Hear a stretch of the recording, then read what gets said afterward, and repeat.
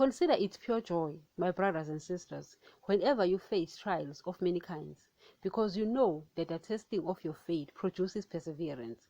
Let perseverance finish its work, so that you may be mature and complete, not lacking anything. Greeting, guys. It is me here with a message of the kingdom of heaven. Guys,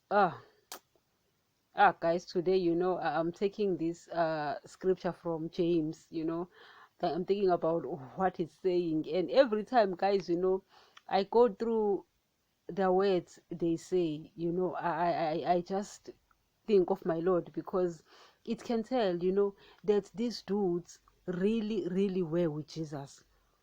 Guys, you can tell when a person really, really does know Jesus. It's because, when you listen to them speaking like this, these are the people who were able to stand difficult times. They were persecuted, they were flogged, they were killed. Everything was done to them, yet they just never changed. And I look at that and I'm like, this shows that these people, guys, they really were with Jesus. Because, guys, believe me when I tell you, there's nothing as difficult as being a Christian. Nothing. Sometimes I watch reality shows, particularly the cooking, the kitchen shows. I enjoy them a lot, watching these people cooking, and they are very much challenged. But I see it and I'm like, if these people really want a challenge, let them come to Christ, guys, and do his will. That thing can challenge you. You will never want a challenge in your life, believe me when I tell you. Guys, it's so difficult that you will want to give up, but at the same time you'll sit and you're like, if I give up, I'm going to lose my soul. So it's like you're a prisoner. When Paul speaks, he says that he is the prisoner. He is the prisoner of Christ. Guys, I can relate. When you're like, damn, I did not realize back then that I was actually being locked. You understand? You sit and you're like, oh my Lord, if I knew that knowing this or seeing this, you were actually making me a prisoner. I'm telling you, I would have told you not to show me anything. Guys, I look at people, the way they live, they're so happy. You'll swear that everything ends on this side. You'll swear, guys, that everything ends on this side. And sometimes I sit and I'm like, damn, I wish I didn't have proof of things. I wish I didn't know what I know. I wish I didn't see what I've seen in the spirit realm. And I will also be happy like these people and just live recklessly and just live anyhow and just believe that I'll go to heaven.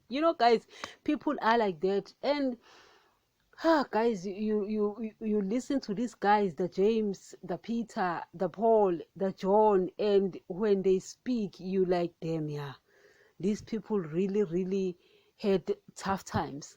Really, really had tough times. And Jesus showed them, because Jesus was the one who lived tough times in front of them. I remember there was a time where he was telling his disciples, he says that on the third day he'll be raised to life, but the Jews were going to kill him, the high priest and all, and they did not understand. And Peter says, that will never happen to you, Lord. Guys, Peter was saying that because he loved Jesus so much too, guys, to his mind, because at that time he did not understand. It was like, how can he say that he's going to die, meaning he's deciding to leave us behind? What is going to become of us if he dies? So he says, never. That will never happen to you. And Jesus responds by saying, get behind me, Satan. Not that Jesus was saying, Peter, you are Satan, but he wanted to stress as well the point that if it's Daddy's will, you have to do it. Just stand by it. People will not want to hear, but you just stand by it. Guys, sometimes I see it and I go through this series of tests as if like my life is a series of tests. And I see it and sometimes I'm like, damn, death is better than this. Guys, it can be painful. Believe me when I tell you, it can be painful. I can't go into details, but I'm telling you, it's so hard. to obey, particularly to obey his commands. You realize how difficult salvation is when you have to start obeying his commands. When you're just having sex with your partner outside marriage, you're loving money, you're loving the things of the world, you call them blessings, you're running after riches, and then you go to church. Guys, that's just being worldly. So a Christian who does that is actually a Christian. To me, it's just a Christian, but to Jesus, that's just nonsense in the making. So when you are like that, you are just worldly going to church. Is a worldly person who's going to church. You understand? Because Jesus says you will see them by their actions. You understand? You will see them by their fruit. Now, I look at all of that, and sometimes it's become so difficult. And sometimes what makes it so difficult is that you can't even go to people who go to church. You can't even go to pastors and find someone to cry to because of how difficult this is. And you realize that, damn, these people have already given in. These people have already overcome by the world. How can I go to someone who's already, you understand, who's already failed? It just doesn't make sense, guys. If something doesn't make sense, that just doesn't make sense. So it makes it 10 times harder, that we have to fight alone now because there is no one. Guys, it's difficult to be Christian. Believe me, when I tell you it's difficult. Never in my life have I encountered something so difficult. So sometimes, when I'm angry and I'm thinking about all of this, even though I know that, damn, I can't give up because, I can't forfeit my soul. I can't disobey that dude. I sit, sometimes, and I imagine him sitting there on the throne, and I think about the pain that he went through. And to me, it's like if the people who claim to be presenting him are changing the word because they are scared of what people are going to say, and preach riches and preach blessings as if they are coming from God, these earthly blessings. And I look and I'm like, then it means Jesus has no people here on earth. It means that the work of Jesus ended after the disciples. Am I saying, guys, it's all of them? It's all of these pastors? I don't know, guys. I can't speak about something I don't know, but you see it and you like, damn, my Lord wants someone who will stand by his word.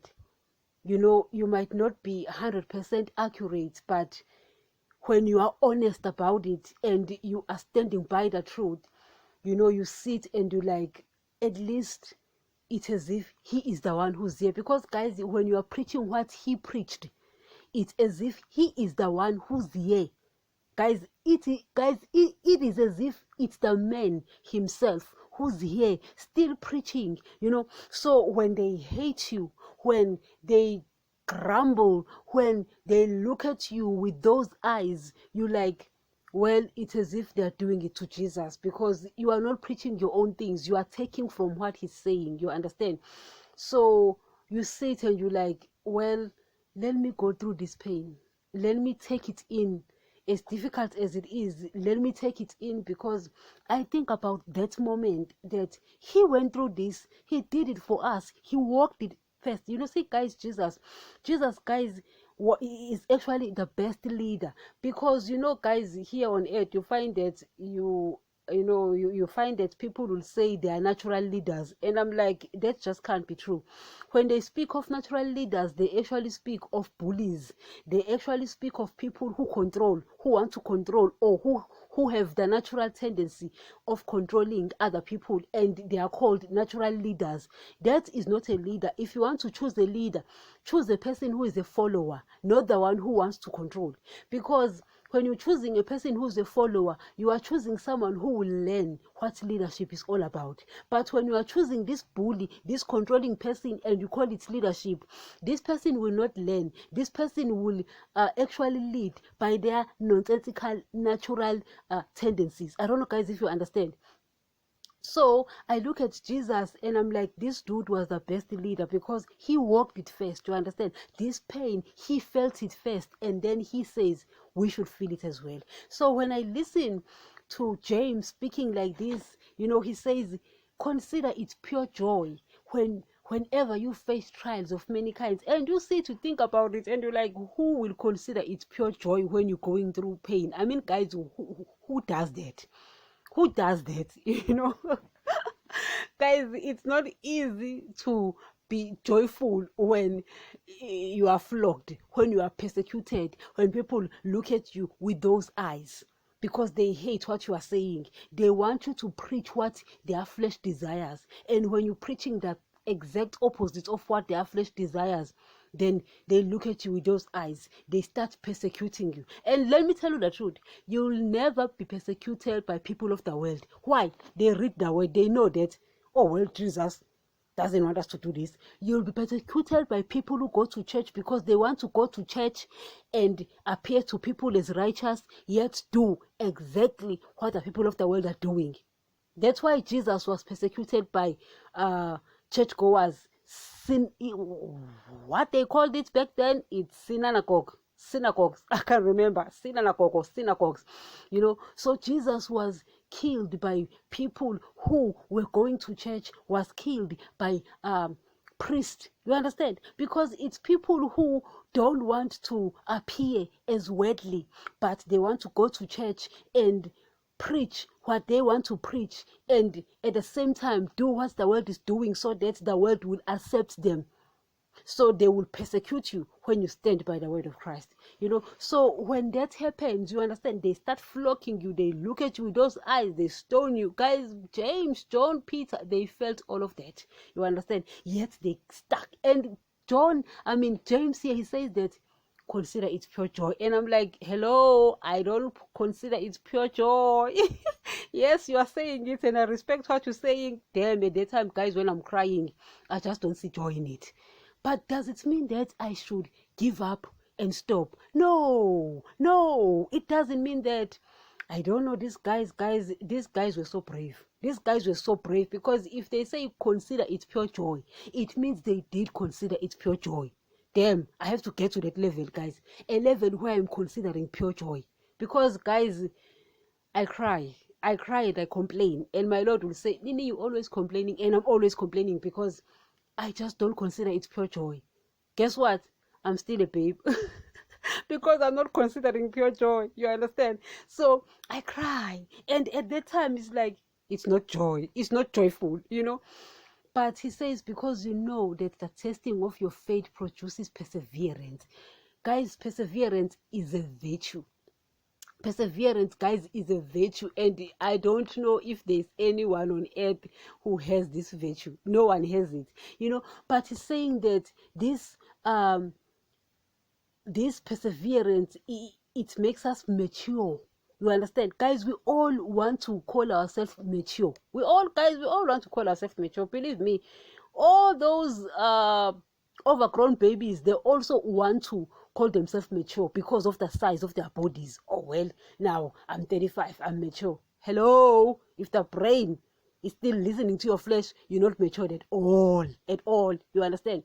But he's saying that let perseverance finish its work, so that you may be mature and complete, not lacking anything. And guys, to realize that in order to be able to mature, one must allow these things to come, these tests to come.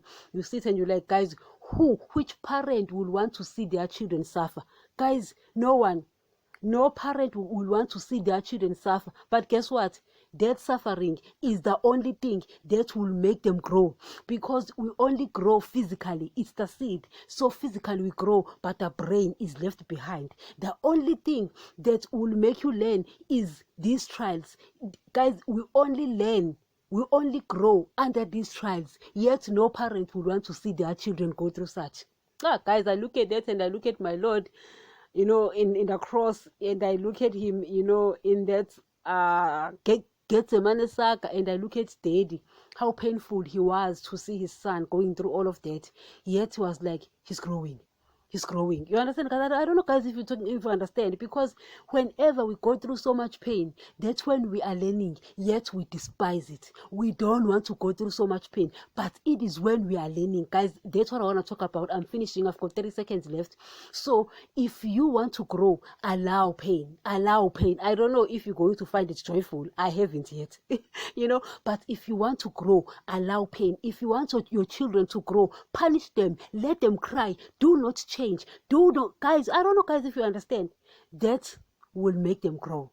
That, guys, will make you grow. Allow pain. Thank you.